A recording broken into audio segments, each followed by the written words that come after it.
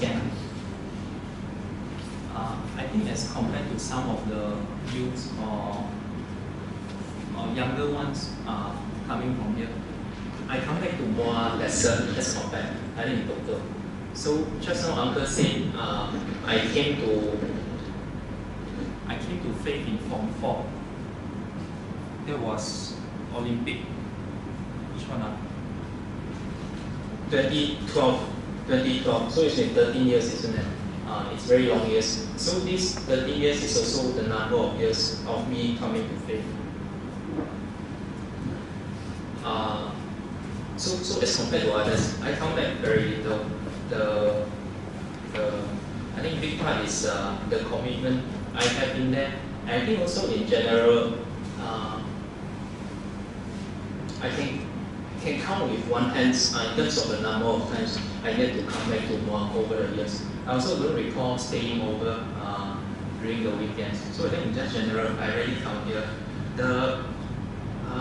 So in terms of what I intend to share tonight, I'll be sharing a little bit what I learned from the book of Proverbs and also Ecclesiastes. And also, I think as compared to sometimes the other occasion that I get to share with, here is very special. In a sense where here is where I started, isn't it? My uncle said. So 13 years ago, Auntie Florence, Desmond Lee, he asked me about going to Camp Bellamy. So it started from there, the conversations I get to have. And I also recall back then, so I got interested in this Christianity I heard in the camp, and also things about Christians. I still remember, so Desmond and I, we are peers, different class, his first class and second class. But we still talk because we are both prefects. Then I remember there was once I was waiting for my parents, for my mom to come and pick me up in St. Andrew. Then I saw Desmond's Bible he was sitting in canteen. I was looking at his Bible. Then I took a look. I think that's how I slowly get to know about Christianity. Then 13 years ago, so in terms of how a person comes to faith, it's God choosing us, isn't it? And then converting us. Even though at one point we might confess formally, saying the sinner's prayer, but long before God picked us. But in terms of the sinner's prayer that I said 13 years ago, it was over there also,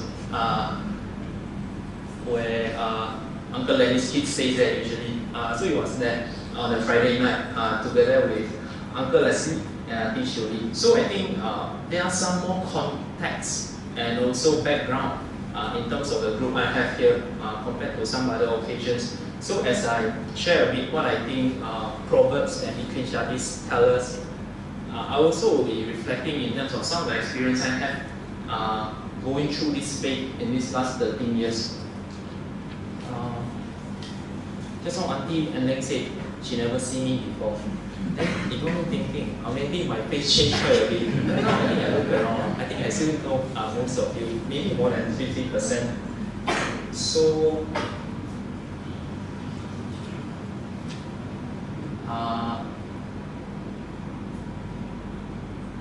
after I say the sinner's prayer, so that's when I formally see myself as a Christian. But I don't have a Bible. Desmond said he would give me one. So I think about 1 week later, Desmond passed me a Bible, NIV, Chinese, English, side by side. Then I still remember that night I tried to start reading. Uncle Leslie told me start from New Testament, maybe it's easier. Then the first passage I read was Matthew, genealogy, not very encouraging and also not very easy to understand. So that's where I started. But I think as in just a very short period of time, people start saying that there is this book called Proverbs. This is where we get wisdom, where we get to be wiser from in the Bible. And I think also people shared God's word is something we should keep close to us. Maybe you can even try memorizing it. It's a very good thing. Then I tried to memorize Proverbs 1. I didn't make it to Proverbs 2 even until today. But I think that's when Proverbs caught my attention. So in terms of what I understand about Proverbs, even in the early days when I was still struggling to understand things, what I see from the Bible, there is this verse in Proverbs 1, which is maybe quite familiar to many. The fear of the Lord is the beginning of knowledge. Fools despise wisdom and instruction.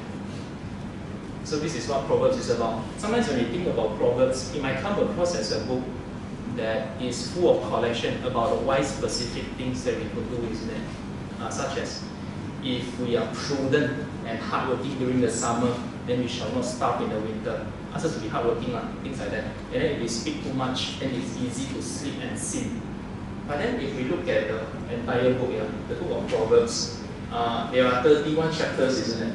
It's only in the last half, chapter 10 until chapter 29 like that, we start seeing this kind of collection, such as from chapter 10 verse 5, we have that verse about being hardworking. He who gathers in summer is a prudent son, but he who sleeps in harvest is a son who brings shame. Then we could ask, what about the first 10 chapters, first 9 chapters? If it's the later collection that we have these specific collections of sayings that makes us wise. So, I still remember back then when I tried to memorize, it doesn't really talk much about what exactly I do. Later we will see in the Proverbs, it says that however wise a king is, a lizard can still enter his castle. And this kind of thing is all coming in the later chapters. So the early chapters, the first 9 chapters is about, if we read, it's about the importance, it's about the benefits of having knowledge. So you look at the first 9 chapters, it's like the word father comes out a lot, the word son comes out a lot. It's almost like 9 times the father is giving the son a speech, telling him the importance. So Proverbs 3, we have this, my son, do not forget my teaching, but let your heart keep my commandments, for length of days and years of life and peace they will add to you. In terms of takeaway, I intend to pin down from tonight. I think it's this. This is what Proverbs is about. Proverbs are sets of rules, commandments, not promise, not promise from God. It's kind of rules that if we do it, length of days and years of life and peace will be added to us. So I think Proverbs is quite different from the other parts. It's not promise, it's not laws of God. There are these kind of sayings that say that when we read about the wisdom inside, it's almost like wisdom is something, it's a noun that exists out there. It's a set of rules, designs in this world. If we follow this set of design, we tend to prosper. And the promise here is length of days and years of life. We will live well at the long run. I think that's what it feels in terms of what Proverbs is trying to tell us. So, first 9 chapters, we don't really get any specifics in terms of what exactly to do. But then the first 9 chapters holds this position. If we fear God, then it will be good. Fear God. Is it? I should position my mind a bit differently because I higher, is it? Yeah.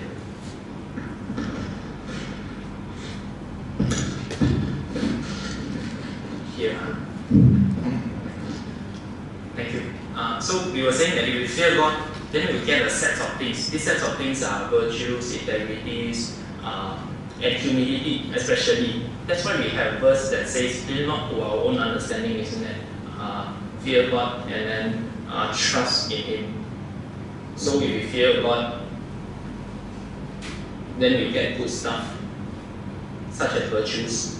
Then the good stuff will benefit us. This is what Proverbs pose to us. The opposite will be if we do evil. How it looks like? It looks like we are very selfish, we are very proud, and not so good. We won't have food, we will starve, we will be despised, we look like a fool.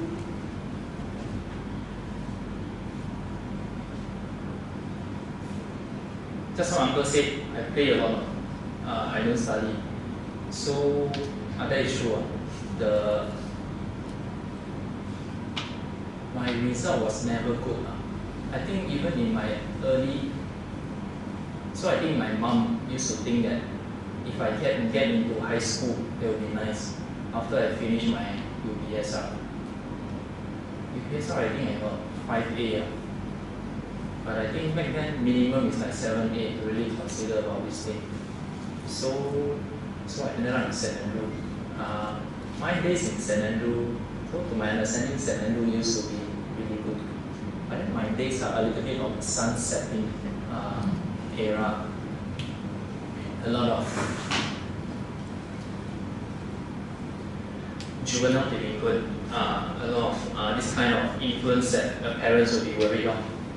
I think when I first get slotted, I almost get slotted to the afternoon class when I was for Form 1.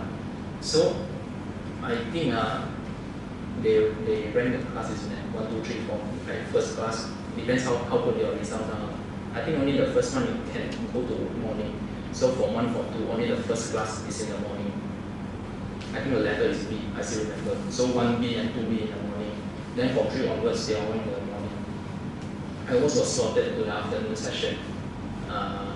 Form 2, I also almost got slotted. It means I still end up in the morning class. Then I was same class with Desmond back then. Then the friendship started there. Then my PMR, I didn't do very well. But I was fortunate enough, I still get science stream. Then my Form 4, people say that after PMR is honeymoon, isn't it? So I really honeymoon my Form 4. Then my last sitting, last paper, before I go for Camp Alumni, it was very bad also. I think it's almost like half of the subjects I can't do it. I also about Desmond, because of him, I took this subject called Literature and English. It's a short subject. So ended up I took 11. I didn't take accounting. So I took 11 is Literature and English. I remember going to the class when there was this teacher that some of us might know, Mr. Ambalagan. He was giving us a test. And I remember I can't do it. Then I got my paper back. It was 27 only, my marks. So I really didn't do well. Then when I converted end of Form 4. Then it means when I was doing my SPM, I was already a Christian. 1 year into Christianity, so to speak. So I see myself as a Christian the December before. Then my SPM okay. I got full sets of A. Then, and also very fortunate because of that, then I get to further my study. Because at that time I cannot afford if I were to study anything other than Form 6 or metrics, which I didn't get. So because of that, only I get a full scholarship to continue on in A level. Then, after SPM, back then I look at some students, I look up to them, such as Edwin, Jared, Desmond brother, a lot of them also suffer from the youth. Because of, they seem to do very well, even since UPSR, PM all time. Then, I didn't expect that I got ranked number 3 in St. Andrew. It's not really like high school, it's a bit different, isn't it? But I still get ranked number 3 in terms of SPM itself. Then that was really a surprise. Then I think I was very involved in this ministry called Youth for Christ back then, after SPM, the 9 months before, the 6 months before I go for study. Then I think that time, it always got me thinking, as I witness to people about my faith, what's my perspective of this? Is it part of the witnessing, part of the story I glorify God? Is it God's doing? I failed all of my subjects in Form 4. Then in SPM, I could A all my subjects. I think that time it got me really thinking back and forth. What kind of message is that? And then how do I interpret this with my faith? I think, in conclusion, there is not a lot of gospel in that thing. It's not because I believe in God, then God bless me with all these subjects. But I think this is where Proverbs comes in. Because Proverbs is about attitudes, and just how it says, the fear of the Lord is the beginning of knowledge and wisdom. So I think how it feels like is, if we think about God, we feel about God in the things we do day to day, we might not have the wisdom or foresight, like how exactly the things work, how do I talk to the person, and I get what I want, or how do I navigate this thing. But then the inclination to do what pleases God and suit God best, that tends to be a better way in how we live in this world. Then we tend to reach better results. So I think that's what happened now. So my SPM, I think I can't really say this is something because of Jesus' resurrection, then I get full A. But then this, because of the conversion, all the trickling effects that comes down to, it changed how I use my time today, and then how I should be careful about things. Then as a result, as a byproduct, as a spin-off, then I can answer my papers that time. So being a Christian, I have my Proverbs. It seems like it solves the issues in life, isn't it? I know how to go about things. If I'm earnest to people, then I tend to read better results also. If I don't double talk, I don't get dodgy, obvious in my speech, I don't go roundabout, then I tend to reciprocate the same thing also from people. Proverbs seems to set up the secret, the recipe to success. But then working hard, being godly, doing the right thing doesn't always bring the result, isn't it? That's why I think Proverbs cast the shape of it, how we should look at this world, how we should live. Some people say this, Christianity is the right way to live. Christianity is also the best way to live. I think that's true, because this is the world designed by God. Then the design, we know how to do it, the rules. Then as we follow them, we get to the two things that we saw, isn't it? Length of days add to us, peace adds to us, prosperity adds to us. But then it don't seem to be so, even though Proverbs sets out this way. So when we think about the book in the Bible that talks about wisdom, we look at Proverbs. But I think actually there are 3 books in total that we call them wisdom literature in the scripture. So Old Testament, New Testament. Old Testament, we call it, they say Tanakh in Hebrew word. Johnson Swap, Reverend Johnson Swap. Then his son was Joshua Schwab. When I was doing my A level, he taught me a lot. Then sometimes he read the Bible with me. Then he taught me this. He said Hebrew, you need to have this someone. So Tanakh. Then Tanakh, Old Testament. In Tanakh, they broadly categorize all of them into 3 categories. There is one that we are familiar with. They call it Torah, the laws, isn't it? Then there's also Nevi'im. Then there's also Ketuvim. Ketuvim refers to the prophets. All the Isaiah to Hosea to what's the last one? Malachi. Thank you. So all these are called Ketuvim. Then there's also this Nevi'im, 3 categories: Torah, Nevi'im, Ketuvim. These Nevi'im are narratives. Among the narratives, we have the wisdom literature. I think about 3. Proverbs, definitely one of them. The second one is Ecclesiastes. Then the third one is the book of Job. Back then when I read this, I thought it was quite interesting. How come Job is about wisdom? So I'll be coming to share again in about 3 weeks in October. That's the part 2. Then I'll be sharing a little bit about the book of Job. So Proverbs, Ecclesiastes. Now I think all these 3 books it talks about the wisdom, how we should behave and live in this world. Proverbs says that if we do A, we get B. The secret to success. Ecclesiastes, what's the most famous saying, words from it? Meaningless, isn't it? Or some version translated it to vanity. So what we see in Proverbs, it says that meaningless, meaningless, meaningless, all things are meaningless. If we look at the word, what it says in Hebrew, actually it's not so much meaningless. The Hebrew word for it meant smoke. Things are like smoke. So it's not exactly meaningless, but it's like smoke. You see there seems to be something, you try to grasp it, it grasps nothing. It seems like the shape of something. When you look at it nearer, it's not really there. Then the book of Ecclesiastes Seems to be so. So what it says is vain, it's not that. It is saying whatever proverb tells us might be vanity. Proverb says that if we walk properly, then we will get that. The well will be stored up. Then Ecclesiastes, it says for 3 reasons it is in vain. I think the biggest one, the first one is no one will remember. All of this has been done long time ago under the sun.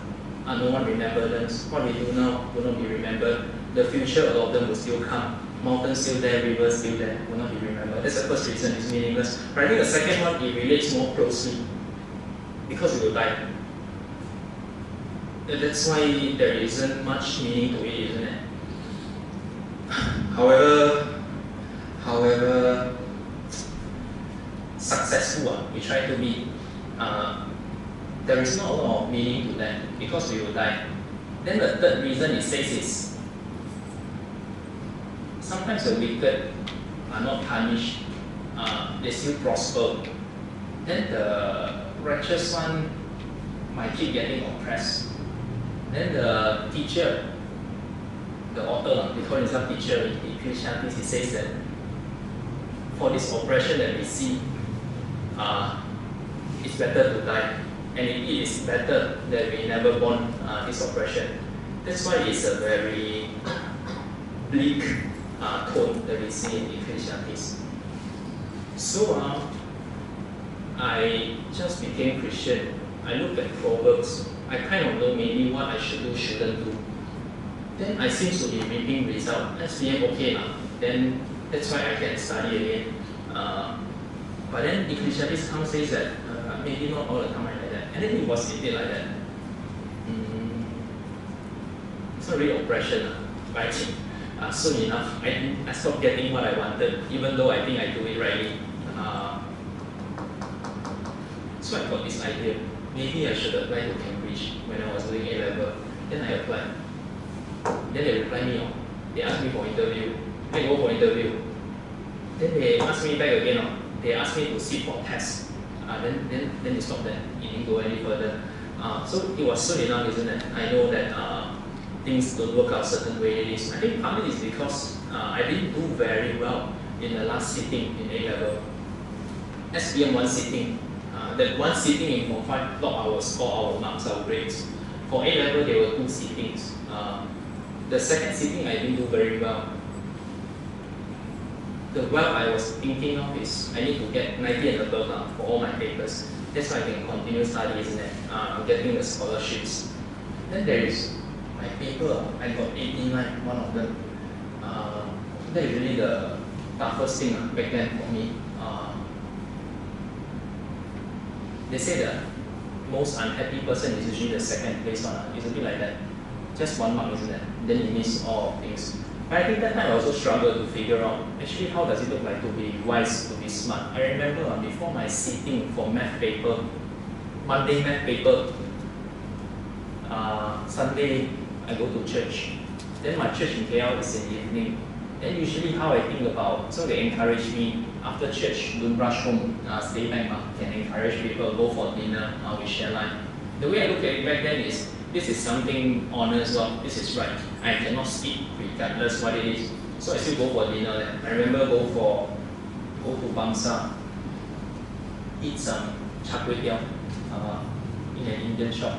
So I think that itself lose me a lot of hours to prepare for paper. I think it trickled down, maybe not. So I think, so now I look back,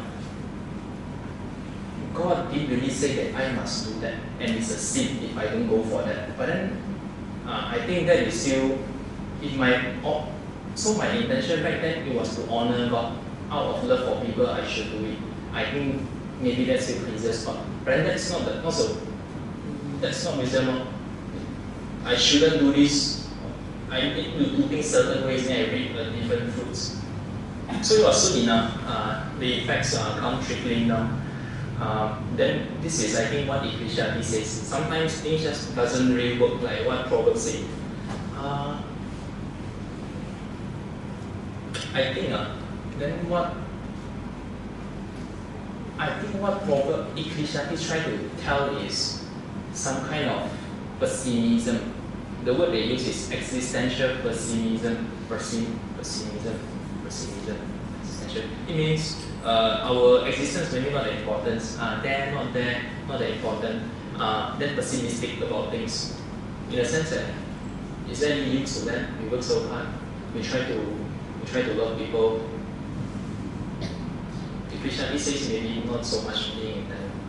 But then it doesn't end just like that. It still says that, this is a conclusion I think from Ecclesiastes, we should still be rejoicing and enjoying the small little things. All the small little things. So let me try and read chapter 11, Ecclesiastes, verse 8. So if a person lives many years, let him rejoice in them all. Let him rejoice in them all. But let him remember that the days of darkness will be many. All that comes is vanity. Rejoice, O young man, in your youth, and let your heart cheer you in the days of your youth. Walk in the ways of your heart and the sights of your eyes. But know that these things God will bring you into judgment. Let him rejoice in them all, but all that comes is vanity. So he says that we should still be happy about things, because these are God's given things. I'm not exactly here, but chapter 4, we should still see that all creations are by God. Then enjoy. There is this coffee shop called Dong is from Bentong. Then in KL they open many shops called Dong. Then usually a cute one, because it's quite nice. Maybe that is quite cheap also. Their char kway teow is 11. In KL 11 is very cheap. So before I came here, I was having lunch with my mother-in-law. The other side, my in-laws are from Jing. Then they travel here. My wife is from Jing. Then I have lunch with her. Then I asked my wife to buy coffee for me. So I have her coffee. Then it was really nice. I think just like enjoy the small little things, isn't it? Then the time I get to spend with my son. I brought my son here, but then he's with my mother. Before I came out, just now I have dinner with Shilkin and a few. Then I went home to wash up and prepare. Then I was watching him. He was taking something my grandma made to pick up the water from the drain and then to water. Then he kept laughing. The small little things, isn't it? I used to tell my wife something I like going to coffee shop, kopitiam in the morning is, in a shop I like to look at the younger couple or kids in their 20s bringing their very old parents to kopitiam and eat. I just like to look at it. It's a very nice thing to look at. Then sometimes I see the uncle, auntie very old. Then they are eating their pulled beef Benedict, egg Benedict, all kind of nice food. It's a very nice thing to see. This kind of things to enjoy. So Ecclesiastes is meaningless, but just enjoy. We are in New Testament, isn't it? These are what Old Testament said. When we look at wisdom, so both seems to leave us in the middle of nowhere. We should do things like that, but then not exactly will turn out the way we want. I think next time we will look at the book of Job. I think that will complete how we think about wisdom. To begin with, Proverbs says that you take care of your family, you work hard, you will prosper, you will live long, and you have a lot of kids. That's what Job has, isn't it? But then he got the opposite of things. So I think that one, there are some thinking that God will give us in that book. But then just looking at Proverbs and Ecclesiastes, I think as New Testament Christians, post-resurrection Christians, we have a bit more. If we look at the book of Proverbs, for example, we will speak in this direction, the mind is better. So if you look at the book of Proverbs,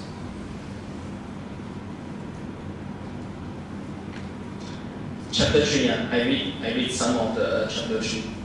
So chapter 3, verse 13, there is this verse, it says that blessed is the one who finds wisdom. Blessed is the one who finds wisdom, wisdom singular. Then verse 15, it says, she is more precious than jewels, and nothing you desire can compare to her. She is more precious. Nothing you desire can compare to her. Sounds like wisdom, isn't it? And it's being, wisdom means hope of us in the person. Verse 16, long life is in her right hand, her wisdom. So long life is in wisdom's right hand. And her left hand are riches and honor. You keep reading. 19. The Lord by wisdom founded the earth. By understanding, He established the heavens. The Lord by wisdom. Here, Old Testament Lord means Father God, the Exodus God. By wisdom founded the earth. In verse 19. Just now we see she is more precious than jewels. Nothing that this one we can understand. Maybe it's just saying that wisdom is something really good, something we possess, then you give us a lot of rewards. But then verse 19, it seems a bit, seems to be more than that, isn't it? The Lord by wisdom founded the earth, by understanding He established the heavens. Then later we read John in the New Testament. There is this word became flesh. When you look at the other attributes and traits of wisdom, it's exactly what we see in Jesus. And if you follow the narrative in Proverbs, if we do things a certain way, we do it, we come across as someone with integrity, with righteousness. That's exactly what we see in Jesus, isn't it? Then also another flip we see in New Testament. If we are righteous, if we have integrities, good things happen to us. It's the opposite in New Testament. Jesus got the opposite. The punishment goes to Him. It's not really prosperity and long life. This is also some of the hints that we see in Old Testament, isn't it? Not all the time we get it, because it flips. Then Ecclesiastes, the tone is, things are not okay, things are in vain, because it ends here over here. So New Testament also paints us a picture, actually there is life after here. So that kind of invert and then extend from what we stop at Old Testament of wisdom. Actually there are more than this. So actually there are more than this.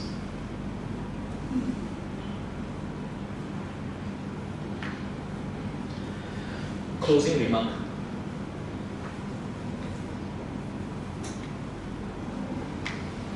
I think I'm very, very fortunate to get to know Christianity when I was relatively young. I never went to Sunday school because I never got converted, isn't it? But I get to start before I started university, where there are quite a bit of free time to try out different things. Also adult enough to try different things. I think that is very much a big gift that I have from God. So we talk about wisdom, isn't it? Things work in certain ways. In university, if I think that is the best way a person grow, they can benefit people. But people might not think so. So how do I go about it? Then I get to try and error. There are some unpleasant times, things I wish I could have done differently. But then because I get to start early as a Christian, I get to try out in a rather safe space. So I learn from my mistake. Not to say that I always learn from it, but I get after mistakes, I get to go through. I get to sleep, then I get to pick up from there. As compared to if I convert later, I don't have that much bandwidth to try different things, isn't it? So I think going through these 13 years, there are indeed a lot of times. So there is the first conversion 13 years ago over there, where I see myself formally confess as a believer. I believe that there is really something called sin. There is a God. Then I sin. Then I need to trust in Jesus as my Savior to save me from my sin, and also as my King, my Lord. So those are the first thing I begin to believe and think that way. Change of worldview, change of my philosophy, my framework, how I think about things.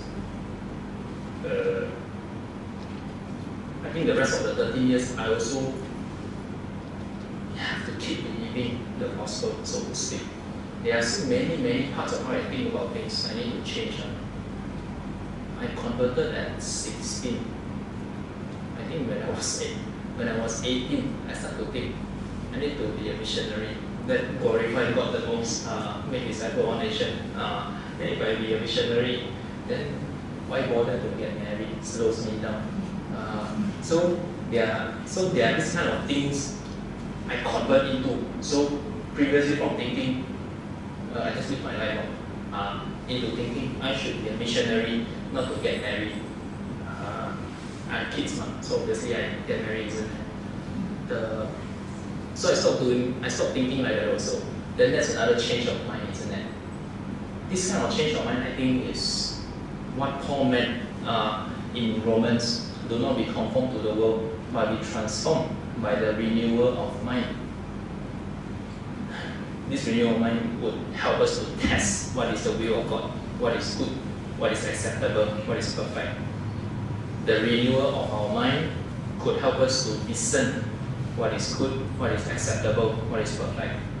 Does it remind us to any of the books in the Old Testament? It sounds a bit like Proverbs, isn't it? To know what is good, what is better. If I talk first, or if I talk too loud, or I talk the topic first, you'll give different kind of result, isn't it? Because my uncle said I do this enterprise system, so the scope is quite wide. What the things that some of the ground level people do, I need to understand how they captured the invoice, what do they write down, how they do it, what do they press, to what the upstairs, the top management, the finance manager, finance director or CFO, what they want to see on the report, I need to know. So sometimes can be high stakes, high pressure, high stakes. So big learning also because high stakes, big return. So I think those also are the things that I need to keep testing what works, what doesn't work. So this wisdom that God speaks about, I think is fundamentally an attitude. Then there are a lot of specifics is for us to figure out. Sometimes we say that the Bible is not that clear, isn't it? There is no answer to a lot of things. I think that is God's intention for us to figure it out. A lot of it. He leaves us clear enough who to believe in to get saved, how it should look like, the life, a blameless life, but then a lot of specific for us to figure out. So this Romans, I think this is how it looks like. These 13 years, I need to keep trying to tell what is not okay. Sometimes not just what is bad and good, or sometimes what is better. A lot of things. For example, a bit controversial, but so maybe one example, some of the high stakes matter for youth, for 16, 17, 18 years old would be relationship. So this kind of high stakes decision, in a sense that it matters a lot, the consequences are far reaching, that it demands for even more wisdom, isn't it? To really tell what is the right thing, what is the better thing to do. So our measure to judge what is good, what is okay, what is not okay, what is better, I think it's this one. Which one pleases God the most? Which one God look at it, God will smile.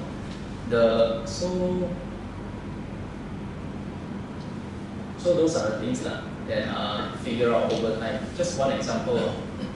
I think slowly I come to a conclusion, both from reading books, from what people say. Don't take until we are ready to get married. If not, it's not going anywhere. And then also the act of dating, it's very tempting in the sense where the Bible didn't talk about dating, boyfriend, girlfriend. The Bible talk about marriage. Back then also we don't have girlfriend, boyfriend. They say you marry this person, then marry this person. So dating is a weird thing, isn't it? It is a state where we commit to each other. We share the intimacy, but actually we are not committed to each other. That's why I slowly come to the conclusion, maybe it's better not to date until we are ready to get married. I think these are the renewal of mind. So I don't think so at one point. Then I start to think so like that. Then there are also things that it is not okay one, but then I thought it was okay as a Christian. Then it slowly changed my mind. Where am I getting at?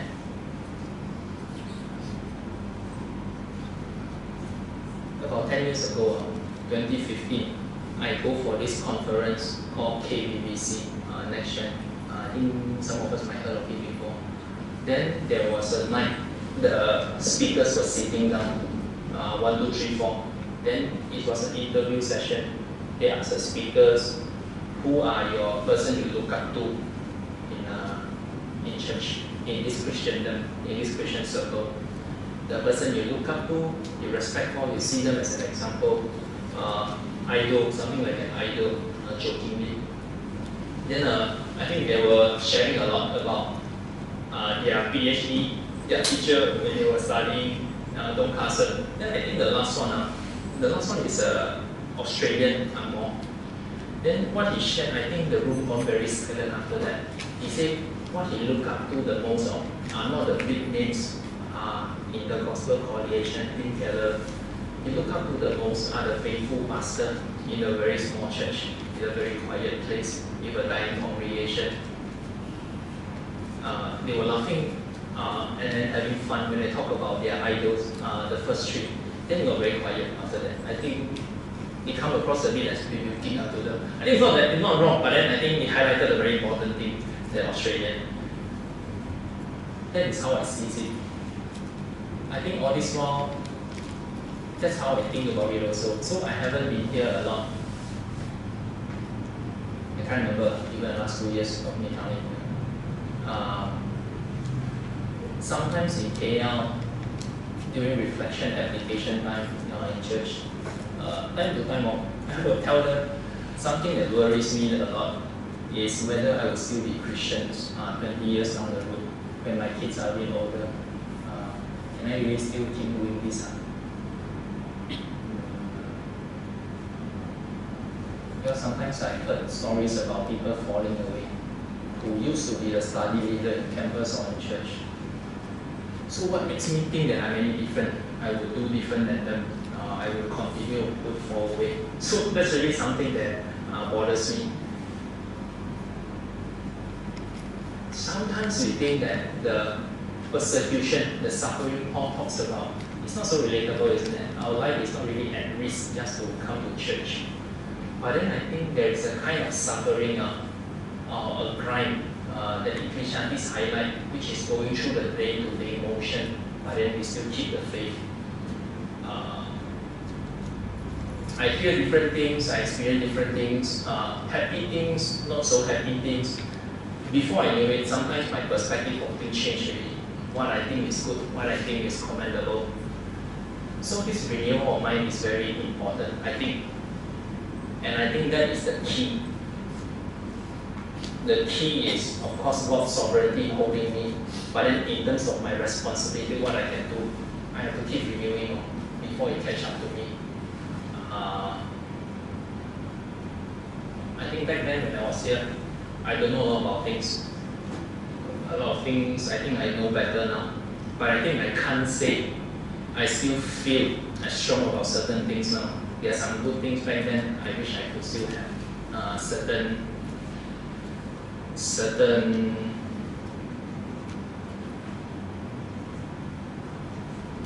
things to insist on, good things, certain things to be passionate about. Just now we talk about small church, isn't it? Then I think sometimes this is a church I think about. It's in 13 years of, I still see a lot of same faces. That itself, I really draw encouragement when I see that. It's sometimes really discouraging, isn't it? Not many youths are coming. And then there might be some unhappy things.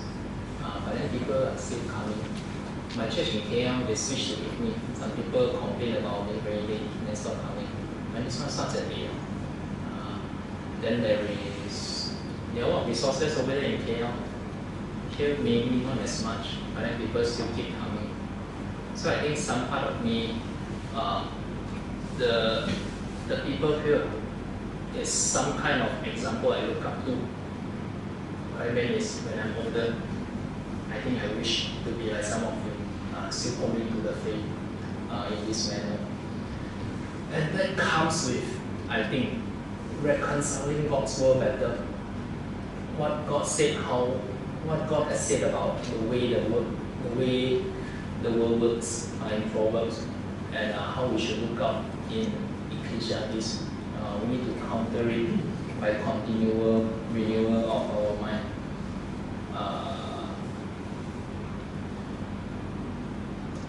Edmund Fu, he texted me a while ago,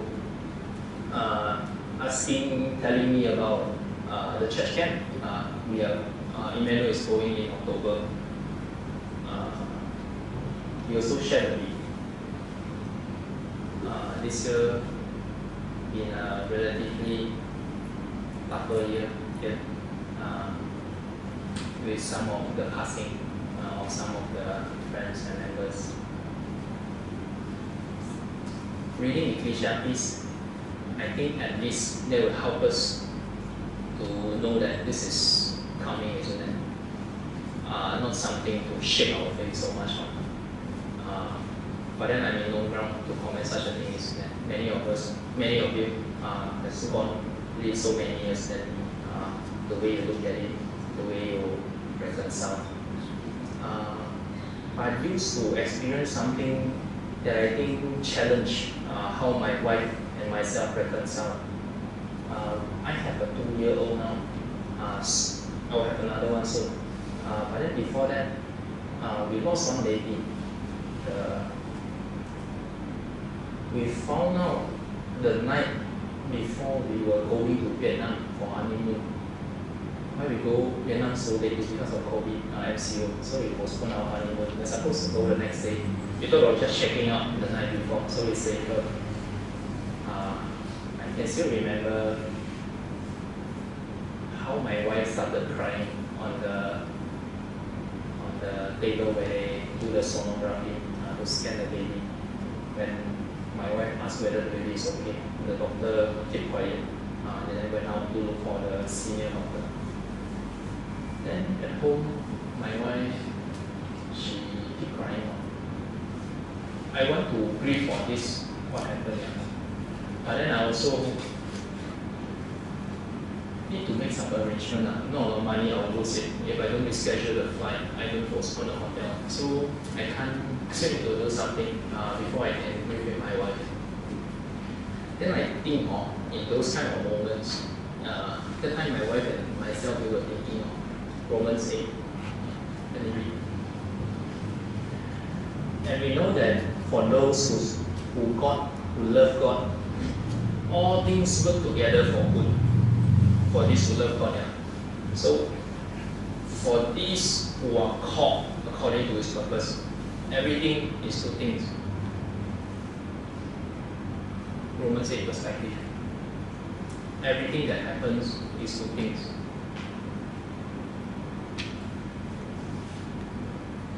Including the loss of baby that we've been through. But it's a bit hard to reconcile, isn't it? How is that good thing? I think this is when the next verse comes in. So Romans 8, verse 29.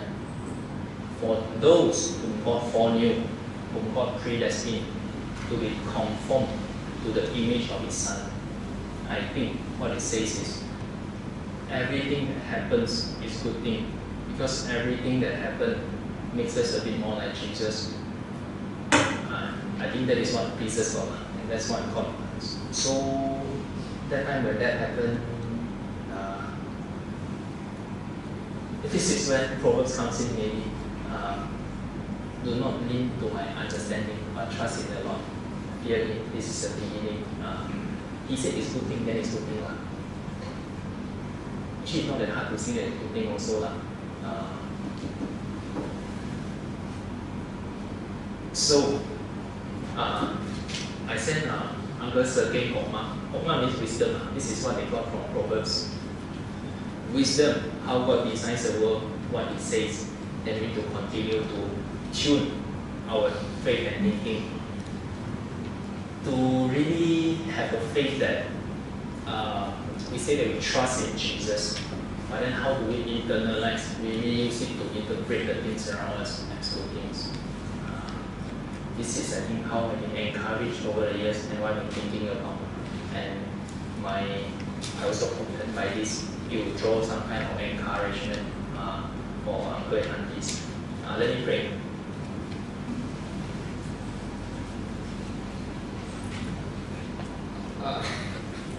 God, we thank you for Christ. We thank you that while we were still undeserved and sinners, He has chosen to die for us. And then from His death, we can be sure of your love. And then your love gives us hope. This hope that was poured into us by your Spirit, that you desire good things for us. And you has also promised us all things are good for the people who believe in you. Because of the second creation you has promised us. We pray that you help us, help me and help Emmanuel more to keep loving each other, pointing each other to the good things in you, and also draw strength and encouragement from them to run and finish this race. Also pray you will help us. We thank you for how you've been sustaining, preserving us to be loving each other. Pray you help us continue to do so. Pray in the Son's name. Amen. Thank you.